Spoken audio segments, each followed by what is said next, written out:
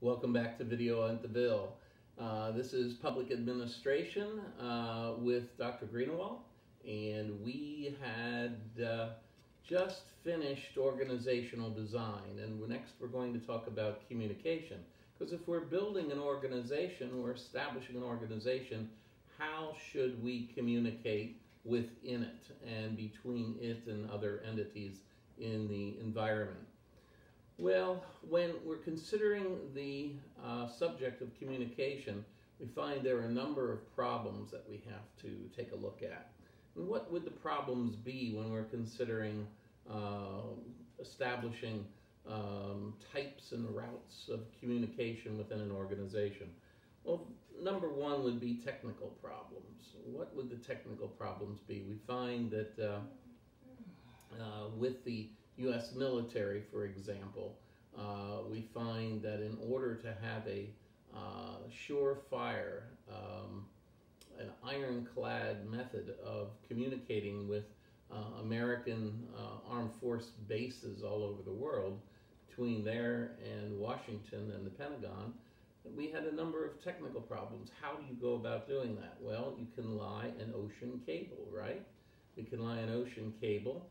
You can lie a cable from North America to Europe, from North America to Asia.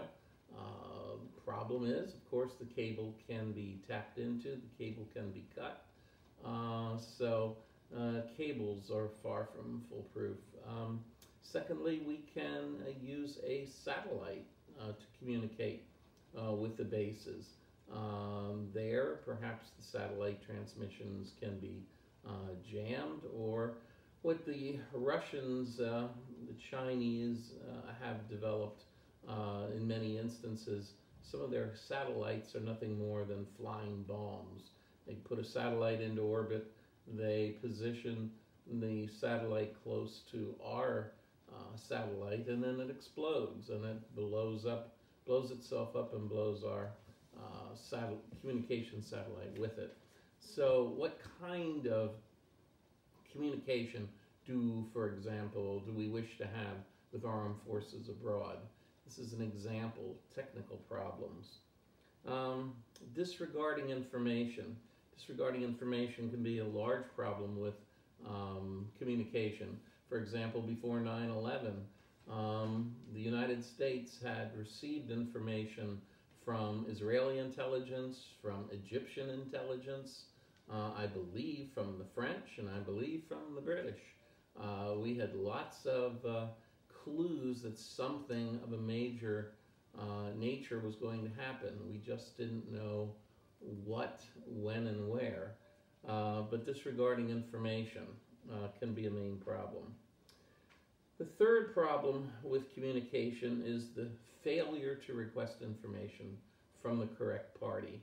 Once we know there might be a problem and we're seeking more information, are we seeking that information from the correct sources or not? Parties withholding information. I think I've shared this with you in the past. One of the activities that is most jealously guarded, certainly the information in that activity, of course, is budget making. And many times I would, as Director of Policy Development and Research in the Senate, call the Senate Appropriations, the Senate Majority Appropriations Committee staff, and ask for budgetary information. And they would always be there, they would always respond by saying, well, why? What do you want to use it for?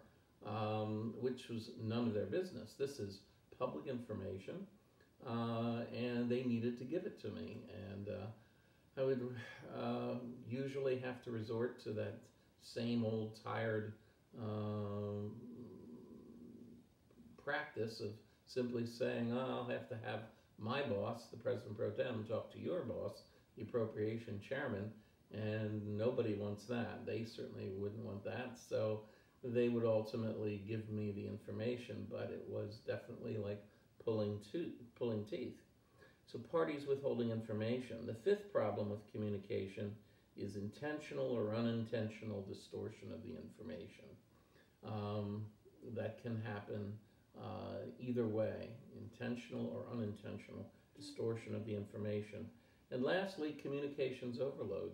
That was another problem with 9/11. We had American intelligence had received information from other intelligence sources around the globe that some problem for us was afoot, but we had lots of information coming in a short period of time, and we didn't untangle it quickly enough, and weren't able to stop it. So communication overload could be another problem with communication. Now there's two types of communication in any organization. There's formal communication and there's informal communication. Formal communication is what? Simply written communication. You're writing something to someone else. Formal communication, of course, would be in the form of emails, texts, written reports, anything that's down on paper or on screen. Formal communication. Informal communication is simply verbal communication when you're speaking with someone on the telephone or in person. So formal communication is written communication, informal communication is verbal communication. What are the advantages and disadvantages of each? Well, the advantages of formal communication are that, number one, it fosters accountability. There's a paper trail. And so one can always go back and say, aha, I did share this information with you, or aha, I never received that note or that information from the another source. So it can foster accountability. Formal communication will end up restraining arbitrariness, favoritism, and discrimination because everything is down on paper. There's a written record of it. Believe it or not, one of the big surprises is that formal communication actually saves time.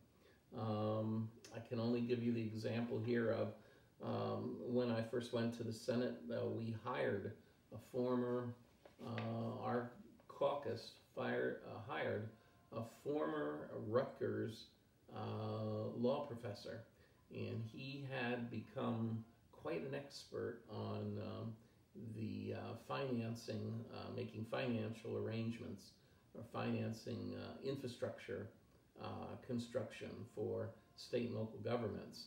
And he became a consultant that went all over the country and helped state and local governments. We hired him. We had a wonderful relationship with him. I am the person who had to deal with him almost all the time for our caucus. And I developed a strong and long-lasting friendship with him. But I could not have a conversation with him that lasted less than 90 minutes generally. You would pick up the phone and we would talk about everything under the sun. It was far better for me to send him a small note. That would save me lots of time. The other thing that writing allows you to do, writing allows you to examine all the different consequences and all the ramifications of a program. As you write about something, you tend to be thinking about it, and you generally are able to think about it more analytically than you would when you're speaking about something during a conversation. The disadvantages of formal communication. Disadvantages of formal communication is it is less humane. If you want to fire someone by sending them just a written note, that's far less humane than speaking to them and telling them person to person why they're being released, and giving them a chance to ask questions. Another disadvantage of formal communications, it can be easy to misunderstand some formal communications. If there's no opportunity to ask questions, that can result in misunderstandings. Lastly, with formal communications, you end up with paper profusion.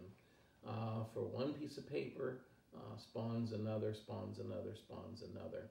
And we used to have filing filing cabinets filled with files with written reports, written letters that went back and forth to um, different parts of the organization. It can result in a huge paper profusion, and today can lead to very clogged computers, if you will, computers that have tons and tons of files in them. Now, informal communications. What are the advantages and disadvantages of informal communication? Well, when we're looking at verbal communication, the advantages of informal communication is you get immediate feedback, right? You get immediate feedback. You talk to someone and they immediately respond. Informal communications doesn't lead to clogged files. Files do not get clogged with paperwork, one file after the other. Thirdly, an advantage of informal communication is it's more humane. Someone is telling you everything to your face, and you can see how sincere they appear or don't appear. You have the chance to ask questions. It is far more humane. Finally, informal communications allows someone the opportunity to engage in shading and gesture and nuance. At one point, our caucus administrator was not allowed to talk about a few subjects. We really, the staff in the caucus needed to know what the answer to some of these questions were.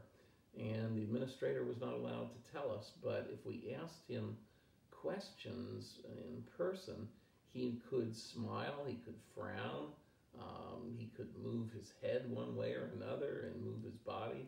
So he used shading gestures and nuances so that we could obtain the information that we needed in a timely fashion. What are the disadvantages of informal communication? Well, there's less accountability. It ends up being a he said, she said sort of situation if you don't have written records. Another disadvantage of verbal communication or informal communication, it can lend itself to favoritism. Again, there's not a paper trail. As we was talking about a minute ago with my friend, the retired law professor from Rutgers, it can take more time. It can take more time. And lastly, you find a disadvantage of informal communication is that it does not foster a in-depth examination of all the ramifications of a project. You find that informal communications generally does not lead to some kind of major focus on the pros, the cons, all the possible spin-offs and consequences of the project. Okay, so that wraps up communication. You want to be sure to be looking at your PowerPoints as we go through these various videos. You can have your PowerPoint next to you on an electronic device, or you can run them off and have them in paper form as we go through it here on Videos at DeVille. I'm going to take a break and I'm going to come back to you with discussion of organization theory. We'll see you in a few minutes.